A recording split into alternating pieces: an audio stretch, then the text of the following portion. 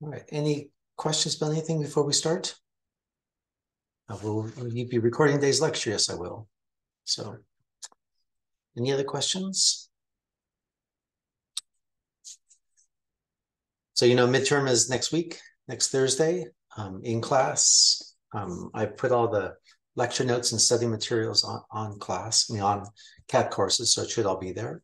And we'll do a review session next Tuesday. So if you have any questions, let me know. I'll be attachable by email this weekend. Otherwise, I'll see you in class on Tuesday to go through it. What we're going to cover today kind of just continues on from some things that we've talked about. So it will be on the midterm. All right. No questions? Okay. So I thought, so we're sort of ending this section on talking about kind of what the healthcare system is, how it's organized. And so I thought today what we do is we focus specifically on public health. And partly because, public health is a major part of what our healthcare system is, and partly because this is a public health course. So I think it's worth it to just kind of focus and say, well, what exactly does public health do within the healthcare system? Now, first thing to remember is that there's different, public health is kind of a confusing term because there's different ways that public health is used. So, for example, we think of public health as a profession, as that someone, they work at the Department of Public Health and they are a public health specialist. So, that's a place where you go to either study public health or you work in a public health place. Then there's public health in terms of as a type of medicine, so that someone can be a public health physician, and that public health, they're doctors who then specialize in public health, just like there's doctors who specialize in surgery or doctors who specialize in whatever. So there's doctors who specialize in public health. Then there's public health departments, and that's sort of the public health agencies, and that can be at the city or the county level. It can also be at the federal level and the state level. So you have, public health as kind of an infrastructure. And then we have the term public health system that's often used.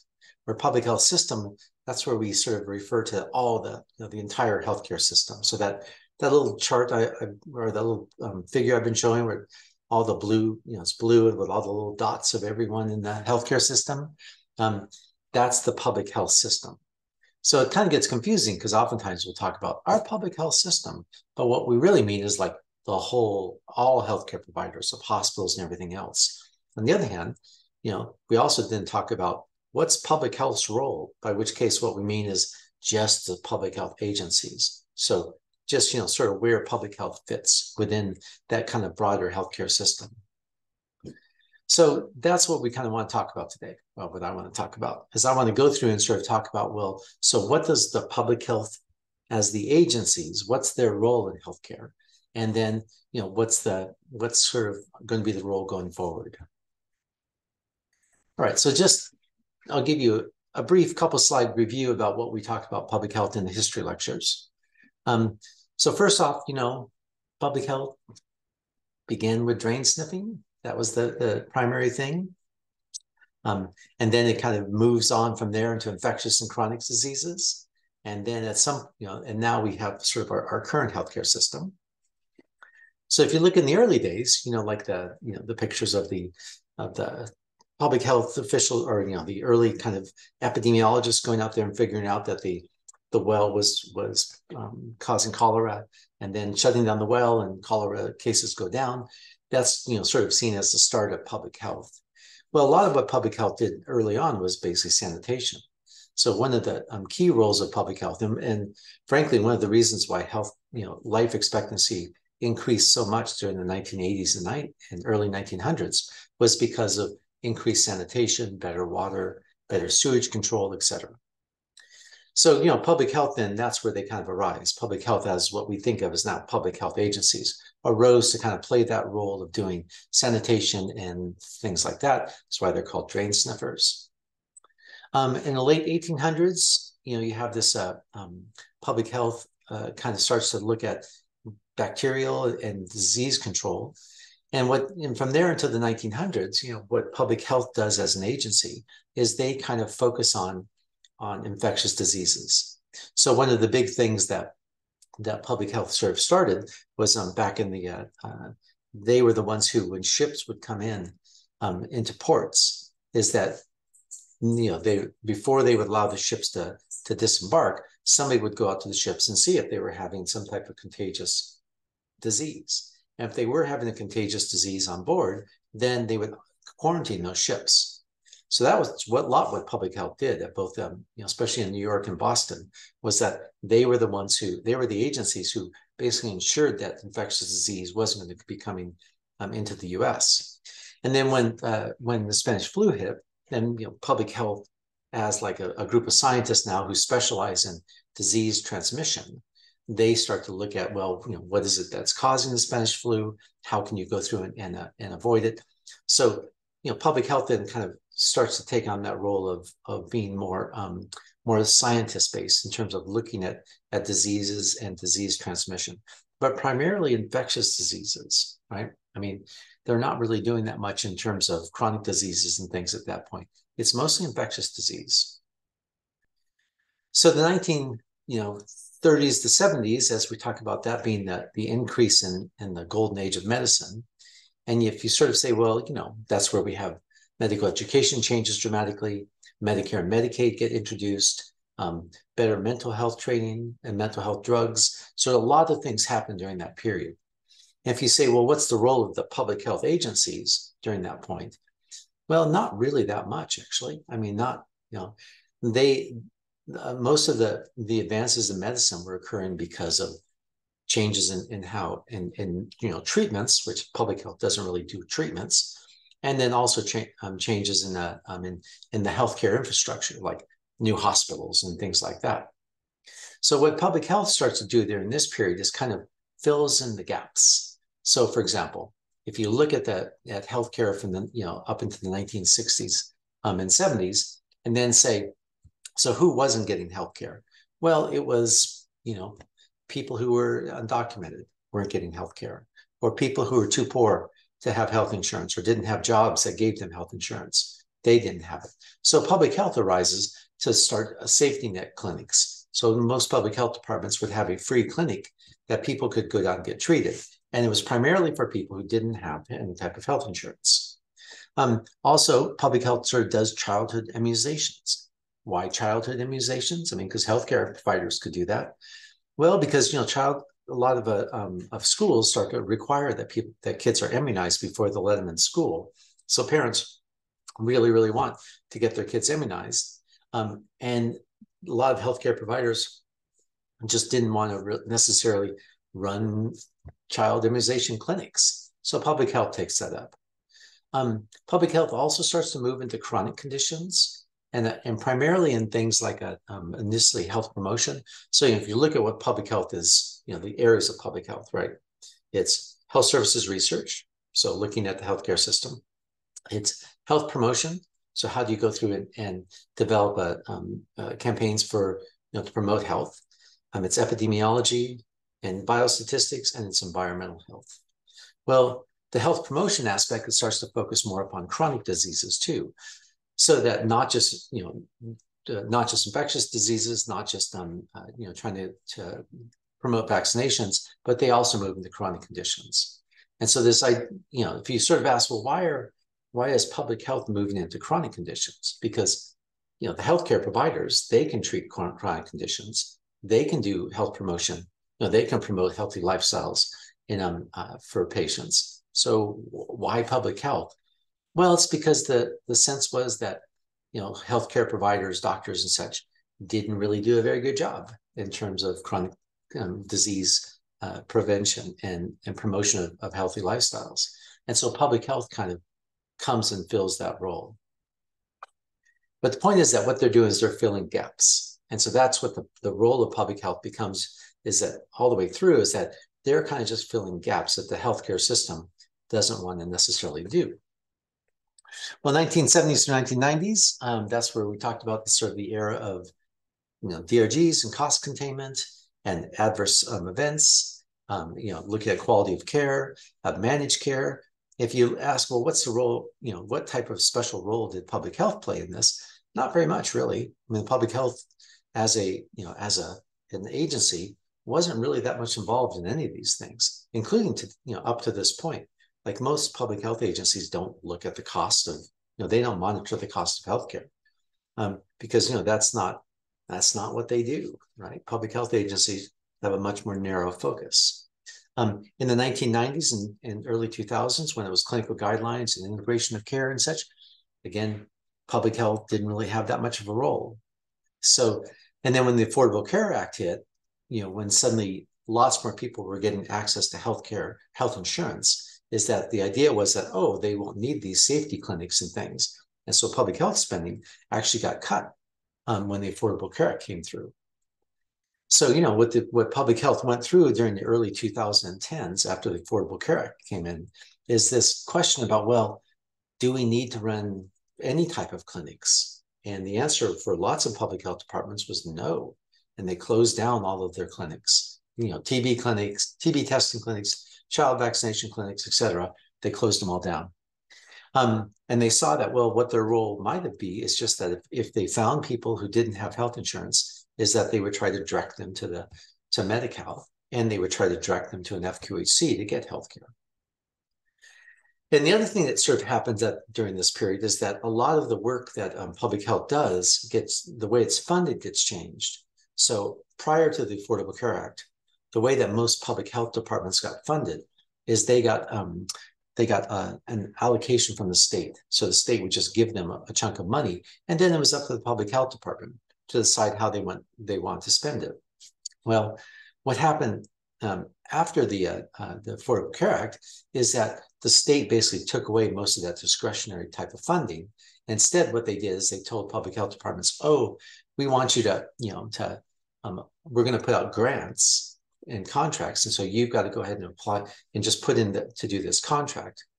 So for example, before the Affordable Care Act came through, Merced County, their public health department, they said that what they wanted to focus on is eye, limb, and life, meaning is that the things that they were going to pay for were things like if you got your eye hurt, if you got your finger cut off, or if you had some type of life-threatening condition and you didn't have health insurance, they would help fund that.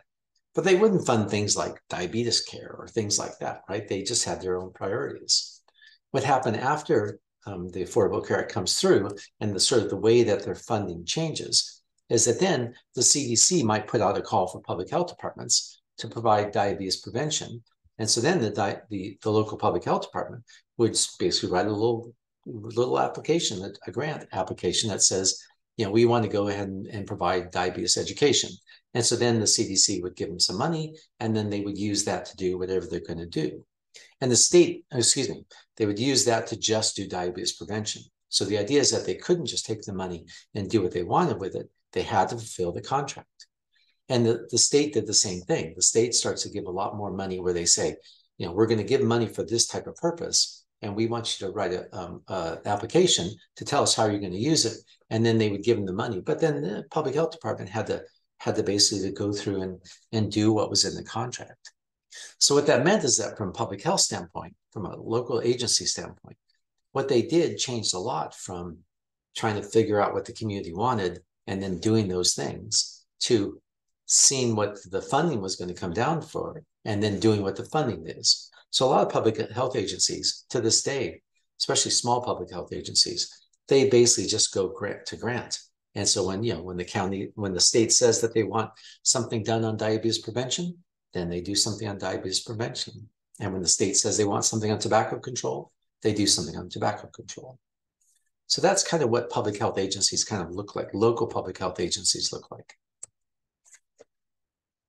All right, so now let's focus a little bit more and say, well, okay, so what, from a broader standpoint then, what role then does public health end up playing in our healthcare system?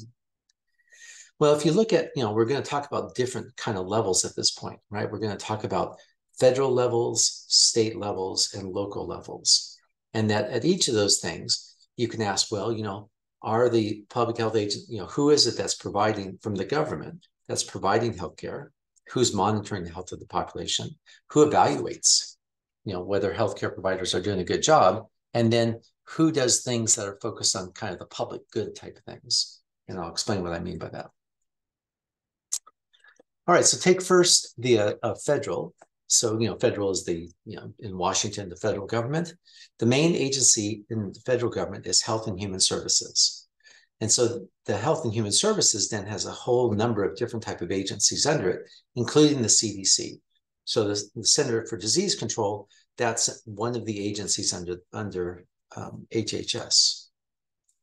So this is what HHS, the government spends the $1.6 trillion on healthcare.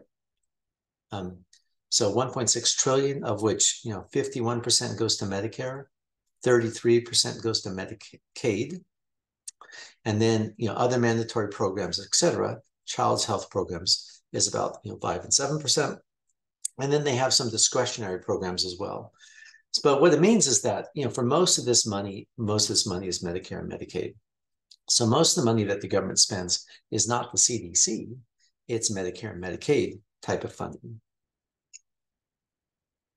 In fact, all of the things that we're going to look at, like CDC and such like that, are probably going to fit mostly under these types of discretionary programs.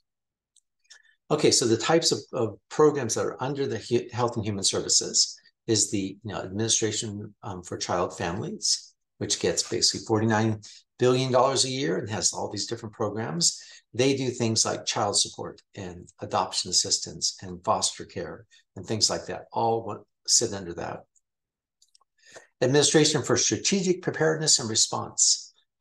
This is one that's focused upon basically preventing, public health emergencies, right?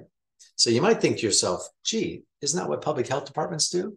And the answer is, well, yes. But what happened after 9/11 is that there was a huge emphasis on trying to prevent, future type of public health disasters. Because like after 9/11, there was a lot of emphasis on trying to, looking at what would happen if you had a dirty nuclear bomb go off in LA Harbor, or what would happen if you had a widespread anthrax attack, or all these different things became really, really prominent right after 9/11.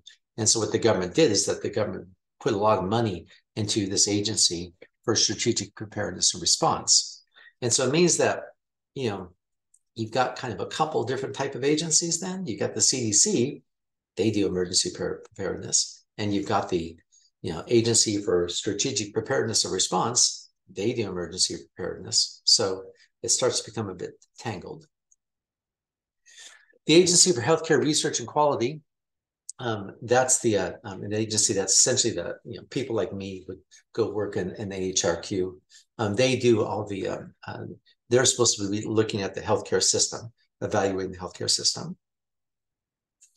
Agency for Toxic Substances and Disease Registry. That's more of toxic substances, such. And disease registries are things like cancer. Cancer is a disease that has to be registered. So what that means is that if you have cancer, if you're a doctor and you're treating someone with cancer, you have to report to the federal government. And the federal government then keeps a registry. But they do it on all sorts of different type of other things as well. They have these registries. And then toxic substances, of course, so that's like nasty pollutants. Then they have the CDC, Center for Disease Control and Prevention, called the CDC. Used to just be called Center for Disease Control, and then they put in their prevention as well. So what the CDC is supposed to do is focus on disease control and prevention, right? That includes infectious diseases, but also foodborne, environmental, occupational health promotion, injury prevention, and et cetera. So they conduct research on, basically on, they're the primary type of research body in the United States on infectious diseases. And then they also are supposed to, do things on non-infectious diseases like chronic conditions as well. But what the CDC is primarily known for is, and before COVID was seen as, the best in the world, was about infectious disease control. So if you've ever seen some of these movies like Outbreak, Outbreak was a movie where there's, this sort of infectious disease that starts to run rampant, and it's about the CDC. The CDC then comes in there, and they have their hazmat suits, and they come in, they shut everything down, and they do all the testing and such. So the CDC is the place that has the kind of the best capabilities for doing the disease testing and promoting, figuring out what to promote for vaccinations, et cetera. All comes out of the CDC. And then there's, Center for Medicare and Medicaid Studies, CMS. So CMS then, they're, as we showed, they control 83% of the budget. There's CMS operates out of a huge facility in Baltimore. In fact, the one time when I was moving back to the States, I was offered a job at CMS. And so I went out to go kind of take a look at it. And what you do is you go to Baltimore, and then you drive out into the countryside, and there's this gigantic complex. I mean, it's just huge. And the town around it is all basically CMS employees. And to get into CMS, you have to, you drive in, and they search under your car, and they have dogs out there and everything else. And then you go inside, and it's like being in a compound. And part of the reason is because, a lot of people don't like CMS, right? And so they're kind of, trying to guard against any type of terrorist attack. And because if you could basically blow up CMS, is that a lot of what happens with our healthcare system for Medicare and Medicaid would be in trouble. So anyway, so CMS is out there. And then there's other things as well that HHS does. So administer simplification standards for the Health Insurance Portability Act, et cetera. So essentially what these things do, what HHS does, is that they kind of do they're the umbrella under which all the healthcare things under the government goes under. Where CMS is the biggest kind of one, but then they have all of these other ones, such as FDA sits under it, Indian Health Services sits under it, National Institutes of Health sits under it, et cetera.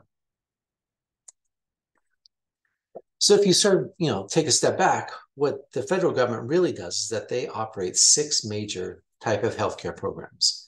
They operate Medicare, Medicaid, CHIPS or S-CHIPS, which is the CHIPS is the Children's Health Insurance Program. So oftentimes you'll hear them talk about CHIPS. What they mean is that basically it's the state Children's Health Insurance Programs. And then the Department of Defense, Veterans, and Indian Affairs. So if you were to take a step back and say, well, what's the CDC's role? What's public health? Because, CDC is the main federal public health agency. And say, well, what's the public health role in these things? Well, it would be none, and none, and none, et cetera, going all the way down. Basically, public health doesn't really have a big role in this. Could have public health had a big role in this? Well, sure. Like, if you think about when Medicare and Medicaid were being introduced back in the 1960s, rather than setting up, Medicare studies, they could have turned around to public health and said to public health, you administer Medicare and Medicaid. So why didn't they administer? Why didn't they do it? Well, because, when they set up Medicare and Medicaid, CMS, Medicare and Medicaid was set up to be something that just paid the bills, that doctors would send in the bill, and that then Medicare and Medicaid would pay the bill. CMS would pay the bill, and that was pretty much it. And so there wasn't like a lot of sense that, well, what if we use Medicare and Medicaid to try and do more health promotion or more healthy lifestyles? What if we sort of do different things with Medicare and Medicaid? At that time, that really wasn't part of it. Now that's something that if as public health, the way we think about public health now, public health could have done that, right? Public health now, if they were to be involved in Medicare and Medicaid, they could come through in that, as an agency, start talking about how you could use the different type of funding to go through and to, promote different types of healthy lifestyles, et cetera. But that's not what they did. And so instead, you had public health remained at that point something that was fairly well defined. Okay, so CDC. CDC is the main type of public health entity. They have within CDC they have a number of different type of offices, right? So they have the Public Health Service and Implementation Science, which is the Minority Health and Equity Health Equity. They have the Global Health, Preparedness and Response, and then Center for State, Tribal, and Local Support. Under their Public Health Science and Surveillance, that's where they have all the, lots of the different types of labs. So when they talk about sending off something to the CDC for testing, what they're doing is they're basically sending off to the laboratories. And so the CDC then, they have their own scientific branch that runs these laboratories. They then have non-infectious diseases, so birth defects and chronic disease prevention and environmental health and injury and prevention. Those are all non-infectious things.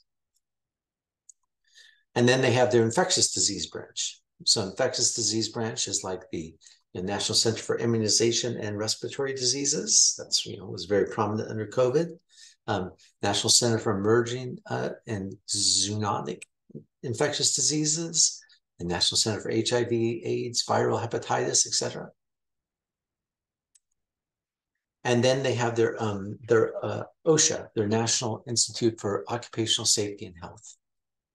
Now, this is, it's not the branch that's under the CDC is actually not under Health and Humans, not under NIH, like the rest of the CDC.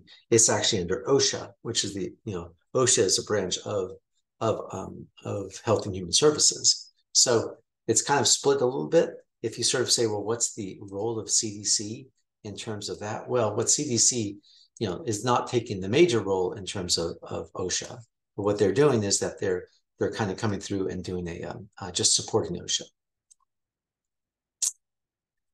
And then other roles is that, CDC is supposed to provide leadership, and that especially at the federal level, so that when they, the idea is that when there's some type of national threat, is that the CDC is the one who should go in there and they should provide the essential services. And that where they define it is based, especially when there's threats that may span more than one state. So if it's something that happens within a state, is that then the CDC, the CDC could get involved if the state needs the expertise, but not necessarily. But if it's something that goes across states, like some infectious disease that could go across states, then the CDC is going to get involved. So you can think about it as like states' responsibilities are for most things within their jurisdiction, the state. But when it's something for which they either, they don't have the capacity to deal with it, or for which it's something that is going to impact other states, then the CDC can get involved. Okay. So in terms of public health role in the state then, the state's role in healthcare then. So if we think about, well, so what the states do then is that the states administer Medi-Cal, and then public health does a lot of the screenings. So the way that kind of gets broken up in states is that, like in California, the California Department of Healthcare Services, DHCS, they're the ones who actually administer the Medi-Cal program. And so Medi-Cal then is, it's like just at the federal level, it's by far the largest kind of chunk of health money in the state comes through Medi-Cal. And that, Medi-Cal is a state-run program that's partially federally funded. So they, the DCHS then, they're the ones who actually come through DHCS, or the ones who actually deal with Medi-Cal. So what that means is that within California, if you want to kind of, ask, well, who is responsible for the health of, 50% of the people in Merced County, it's Medi-Cal. Medi-Cal is the one who should be running these types of programs. So the latest thing that's happening with Medi-Cal is what's called CalAIM. So CalAIM is something that's being rolled out right now.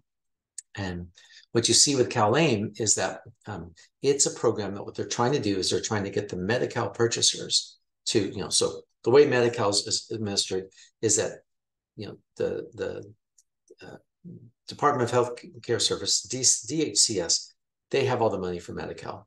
And what they do is that then they contract in each county with a Medi-Cal provider or purchaser. So like in Merced County, it's the Central California Alliance for Health, usually just called the Alliance, down there in 16th Street. They're the ones who actually do all the purchasing.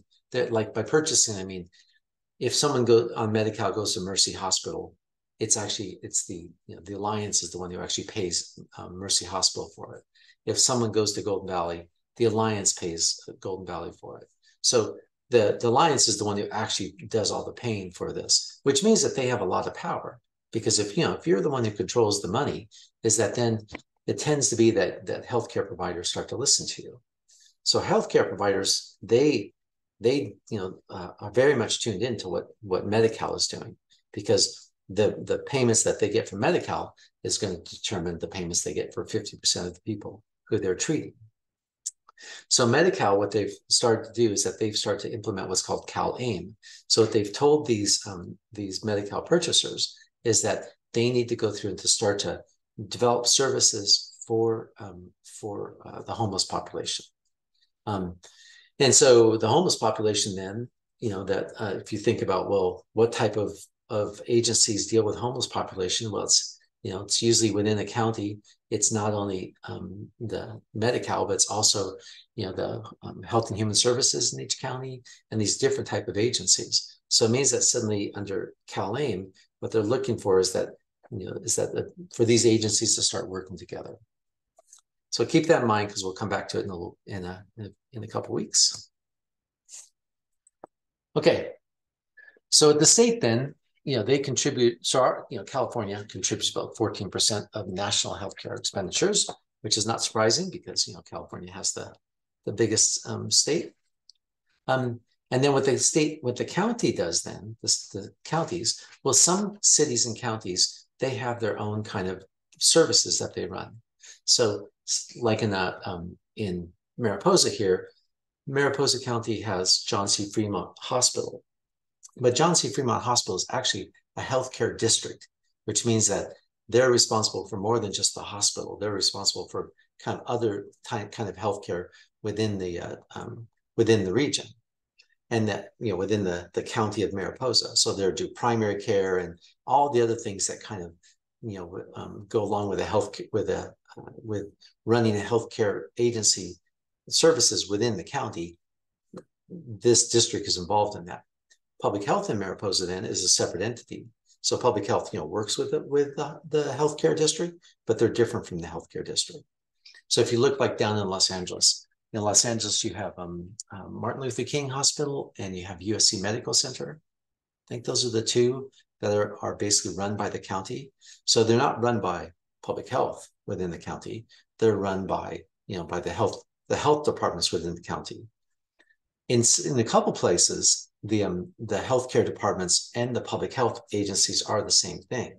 So for like in Santa Barbara, the public health agency and the healthcare district are one and the same. So the head of the public health agency is also the head of the healthcare district. But that's pretty unusual. It's unusual to see public health as being the head of the healthcare district. Usually what happens is that the healthcare district is run by, the hospitals are run by one group, and public health then is just sort of on the side as a separate group.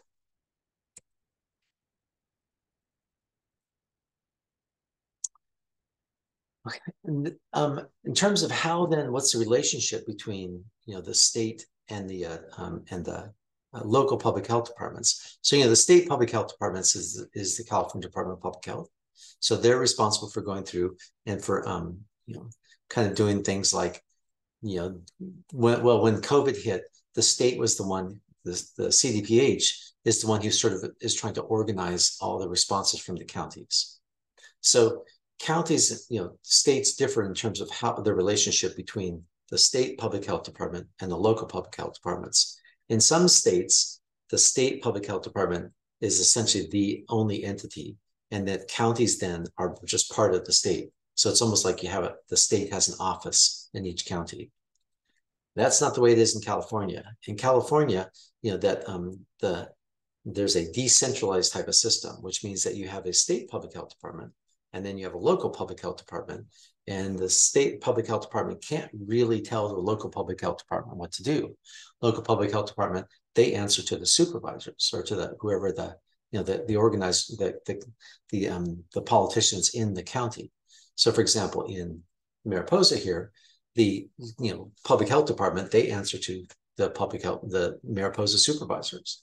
So if this can cause tension, because if the state says to Mariposa, we really want you to go through and to ban all smoke vaping products from stores, right? So to do that, let's say that's what the state wants. They want Mariposa to ban all vaping products from stores. Well, the public health department can't ban vaping products from stores. The supervisors can.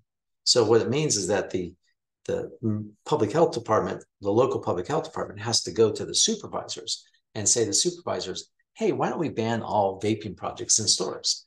And it turns out that in a lot of counties, supervisors don't want to do that. And so there creates this tension then between what the state wants the counties to do, but the counties actually just answer to the supervisors. So it means that if you're working in a local public health department, your bosses, the people who you're really working for, is not the state public health department. It's actually the local supervisors. So that's because California has this decentralized type of system. Okay, so let's take a look at COVID then as an example about, well, so where it is, what did public health do during COVID? And I think I mentioned before that, that COVID will probably go down as the greatest public health failure in history for the US. Because, what it did is that it partly was a problem with our healthcare delivery, but a lot of the problems that occurred because of COVID occurred because of a public health failure. That is a failure at the federal agencies, at the state agencies, and local agencies. So what was supposed to happen? Well, at the federal level is that they had plans for what to do in case of an emergency. So at the federal level, the national level, you had the CDC, OSHA, FEMA, and you also had the emergency management agency. All these different agencies, they had plans for what to do if something like a COVID came along. And they would come out every year and that they would give training to local public health departments about, what's supposed to happen. And they, what I hear is that they have this big book, like they give this book to the public health department, and that was supposed to say everything that was supposed to happen. So then, so that's the public health at the national level. You then had the CDPH at the state level, right? And what the state was supposed to do is that the state was supposed to then coordinate things within the state that, as directed by the CDC. So they were, the idea was that CDC was supposed to say, okay, states, here's how you should respond. The states then would sort of work with the local health departments to make sure that, to translate what the CD was saying. And then local public health departments, what they were supposed to do is that then they were supposed to do all the implementation. So local public health departments were the ones who could do things like shut down businesses. So, public health departments actually have a lot of power in the case of epidemics. They can quarantine people, they can shut down businesses, they can do a lot of different things within their, once you have a national emergency like that. So that's what the local public health departments are supposed to do then, is that they were then supposed to implement what the state was coming through and saying. Then you also had providers, and you had hospitals and primary care providers, and et cetera. And so what their role was supposed to be during the pandemic was essentially get ready. So the hospitals were supposed to be the ones who, they were supposed to do things like get rid of all their elective care, start to set up, alternative sites where people could be put into, could be treated, et cetera. So they were supposed to have, basically do the infrastructure. And then the state was, the federal government was supposed to come through and give like extra respirators and things like that. That was all supposed to be a federal response. So the federal government was supposed to manage things like that, with how many respirators would Mariposa get and Merced get, and the hospitals then would get sort of ready for the people coming in. Then you had sort of safety net providers. So a lot of groups during the pandemic, what they were supposed to do is basically work with their vulnerable populations to make sure that they, understood to, stay socially distanced and that, helped them along the way. You had academics who were supposed to go through and provide some of the technical expertise that went along with it. And then, you have private businesses. So a lot of what we're sort of counting on in the case of a pandemic was like the pharmaceutical industry coming up with a vaccination, the, PPE manufacturers being able to do enough masks, businesses that provide essential services kind of keep going. So there was a whole bunch of things that sort of were recognized would have to happen from a business standpoint if a pandemic hit. Okay, so how did they do? Well, if you think about the steps that were supposed to occur, is that the first one was that immediate identification of people coming in the country from affected areas. So the idea is that when a pandemic hit, is that you're supposed to see someone was supposed to meet the people at the plane, and it turns out that all the major hospitals have a CDC nurse. So, for example, in a San Francisco hospital, there's a CDC nurse whose only job it is basically just to monitor infectious diseases that are coming in to the country. And then if they think that there are, if someone gets sick on the plane, then, what should happen is that before they open the doors, if they think it's an infectious disease, then the CDC nurse should be there. And that the CDC nurse is actually the one who then has to sign off before they let everyone off the plane. So one thing that the CDC was supposed to do in the case of these planes coming from China when it first started was that they were supposed to get lists of people so that before they people disembarked, they're supposed to say, okay, where have you been? Have you been close to to anyone who's infected? Where are you going to go? What's your contact number? What county are you going to be in? So then they were supposed to take that list and then send it off to the counties. For example, if somebody was arrived at San Francisco and they said, we're going down to Santa Barbara County, then what they should have done is CDC nurse should have called up Santa Barbara County and said, someone just came off the plane from Wuhan. They might have been exposed to COVID. And so, here's their name and number, and here's where they're going to be staying. And then the idea was that the local counties, then they would do the contact tracing, right? So they would go through and that they would call the person up and say, you just got off a plane from an infected area. We want you to monitor yourself and just, stay away from people for 24 hours, whatever it's going to be. And then, if they found that there was somebody who was infected, then what they should have done is, basically let the CDC know so that the CDC can then go through and come in and decide whether they need to do more the quarantine and other type of things that they did in other places. So so that was kind of the way that was supposed to work. Also, the CDC was supposed to develop a test, right? So the CDC, it was their responsibility to essentially develop a test. So I don't know if you remember this, but during the early days of the pandemic, there were tests overseas that were available, and the CDC said, no, we're not going to, we're going to develop our own test. And so the CDC tried to develop their own test, but then their test didn't work. And so there wasn't actually even tests that counties got until April, May of what, after COVID started. And so, by that point, then you've missed a huge window because, you want to do the testing early in the pandemic, not after it's already got out in the communities. Okay, so then what was supposed to happen is that, if people had symptoms or if they were exposed, that the counties were supposed to go through and to, isolate the person, and that the CDC was supposed to back them up. And then the counties were supposed to organize with the hospitals to make sure the hospitals had capacity, and that if the CDC, if the hospitals are having a problem, then the CDC should step in and and you saw this in some places where the CDC kind of flew in and set up a temporary hospital. That's what the CDC can do. They can come in and sort of increase the capacity. Okay, so how did things go during it? Well, how did the CDC do in terms of doing their job, in terms of identifying people? Horribly. CDC didn't really go through and identify people. So as a result, I mean, there's just no one to meet the planes. So that people are getting off the planes and they were just disappearing and no one knew where they were going. Transmitting information to local officials, they didn't know, local officials didn't know what was going on. So they had no idea who was coming in their county. So they couldn't contact trace. So there's no contact tracing early on, other than just if someone got sick, then they would try to contact trace, the people that they'd seen. But it wasn't the way it's supposed to be, which is that when someone who you think is going to have it because it came from the area, you want to contact, you want to trace them as well.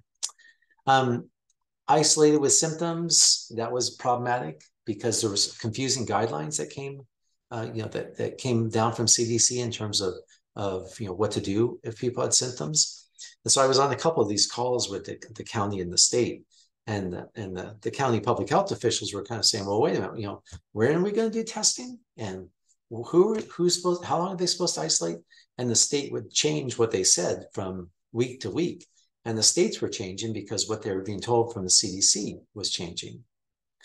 In terms of setting up hospitalizations, well, actually the hospitals did okay. I mean, hospitals, compared to other countries, you had some places that were problematic, but for the most part, you didn't see the hospitals being overrun in the sense of having the problems like Italy have, where people are dying in the hallways and not being able to be triaged. Okay. So if you then sort of say, well, what do public health departments, local public health departments actually do then? Well, local public health departments have things that they're mandated to do, and they then have discretionary things that they can do. So mandated, those are things that they're going to get funded from the state or the CDC to do because they have to do it. So for example, food safety. The local public health departments have to go out there and monitor food safety in restaurants. And also water quality. They have to monitor wells, to see if water is if there's problems with the water. Those are all mandatory things that local public health departments do. Then you have discretionary things, and what discretionary means is that there's some public health departments can decide to do it or not, and that some public health departments have their own money. So like Long Beach City has its own public health department, and the city funds the public health department. And so the Long Beach Public Health Department has money to do things that the city of Long Beach wants because the city of Long Beach funds it. On the other hand, Merced County doesn't have much funding from the city. And so if they want to do something, they've got to go through and get money from the state or from the CDC to do it. And so they don't have, their discretionary things are just things that they get contracts for. So mandatory means they have to do it, no question. Discretionary means that if they get the money to do it, they can do it. All right, so I gave you a couple things to read on there just to familiarize yourself. So one is this document that's called Public Health 3.0. And then another thing I gave in there is sort of this brochure from North Carolina, which tries to describe what it is that public health departments do. This comes from the 3.0 article. And what it's saying is that, well, public health, it has progressed from this sort of initial phase where what they're doing is basically isolation, et cetera, to the middle phase where they're saying, since the Institute of Medicine report came out, is that then they focus more upon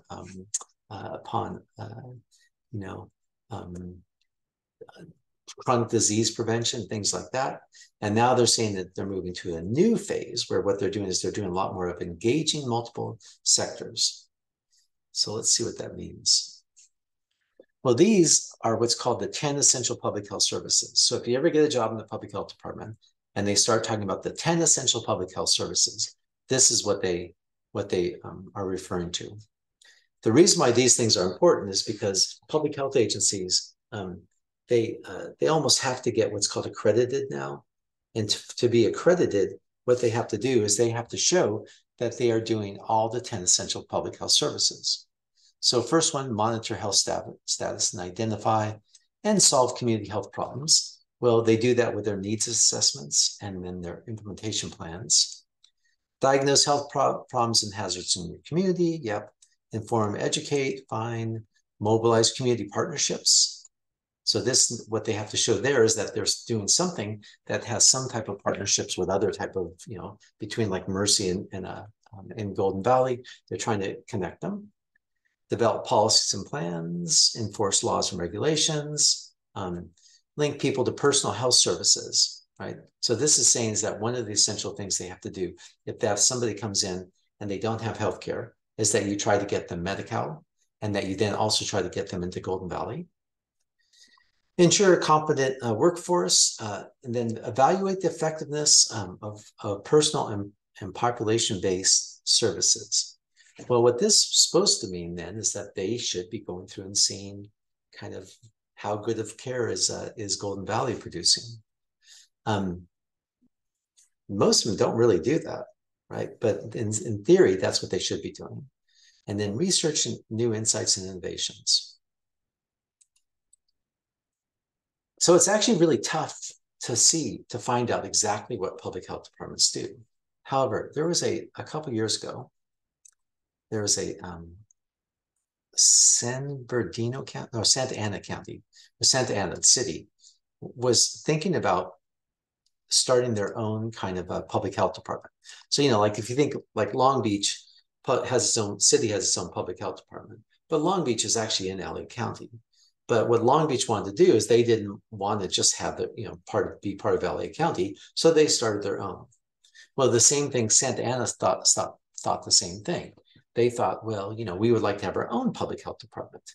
And so to do this is that they then had to figure out, well, what are the things that were mandated to do? And that turned out to be kind of a hard thing to do.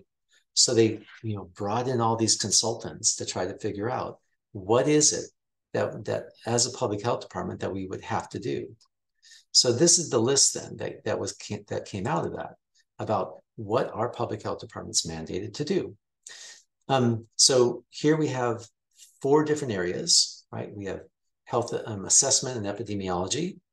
We have health promotion, communicable disease, health protection, communicable disease, and health promotion. So if you look at the health assessment epidemiology, process vital death records, receipt, tabulation, analysis of reportable disease, assess the morbidity and mortality risks of the population. So that's basically your needs assessment, but that's from an epidemiology standpoint.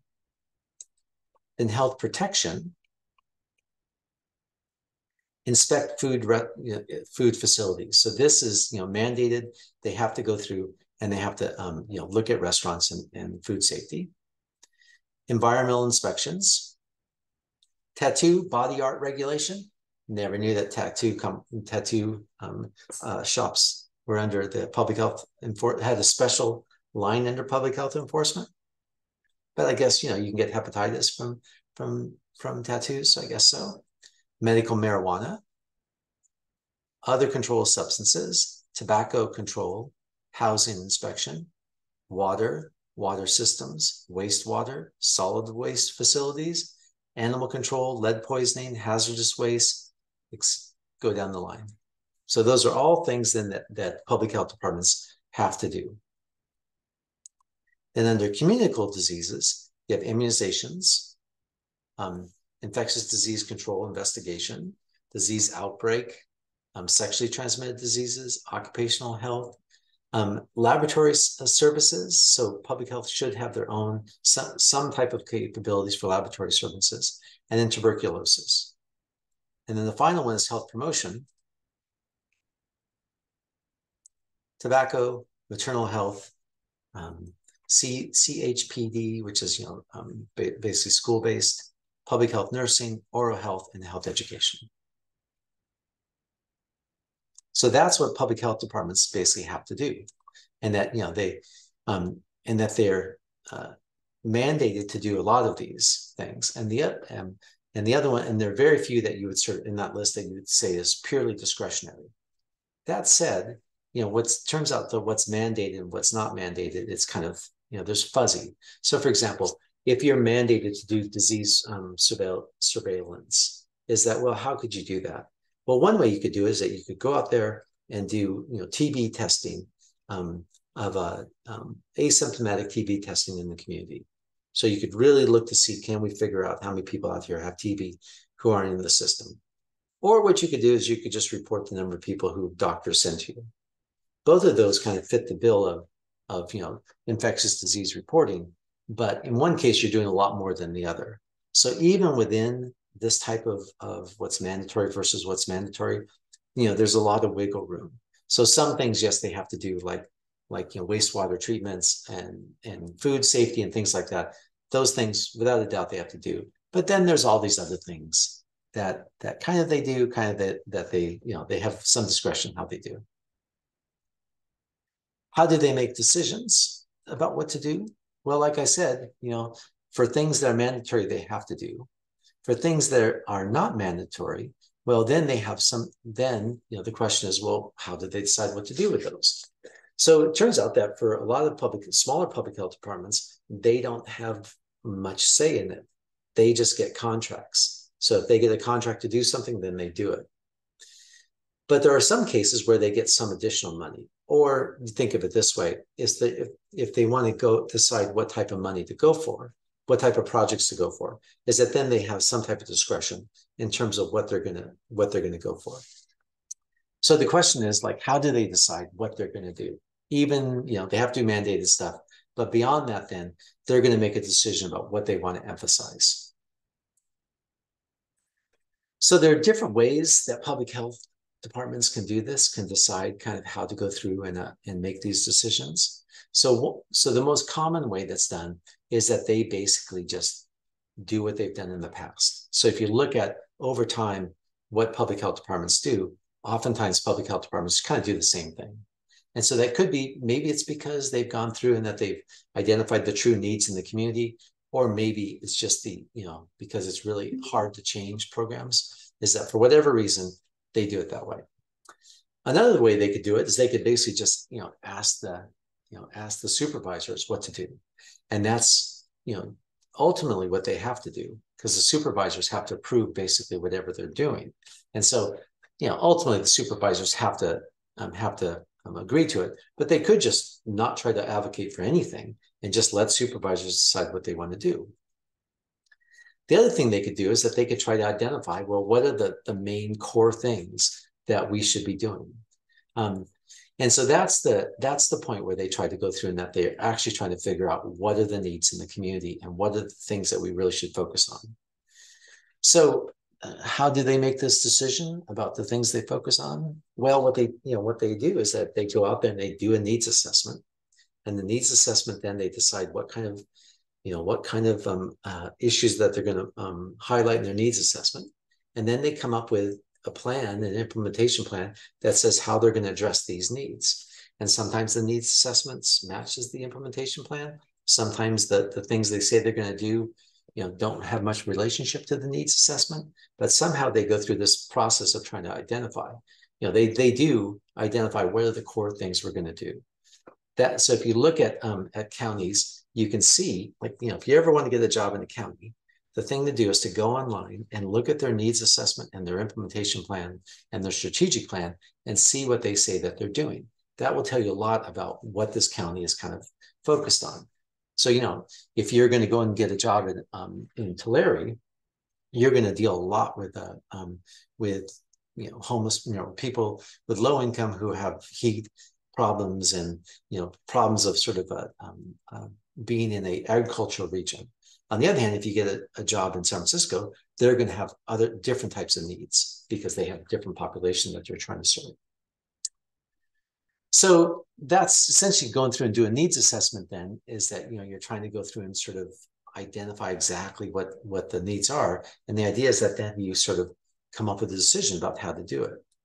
Now, there are different ways of doing this. There are explicit ways that some counties can use. So there is, and if we have time later on, I'll go through some of these, but there are ways that healthcare providers in general, governments in general, not just public health, do go through and do this. The most common one is called program budgeting and marginal analysis.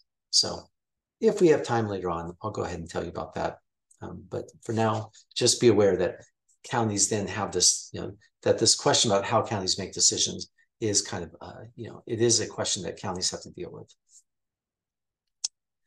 Okay.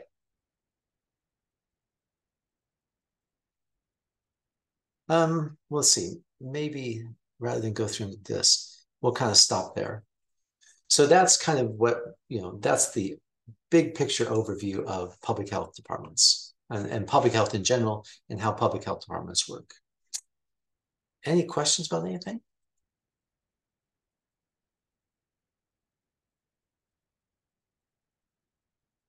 All right. Well, if you do have questions, go ahead and email me. If not, then we'll just end it here and I'll see you on Tuesday.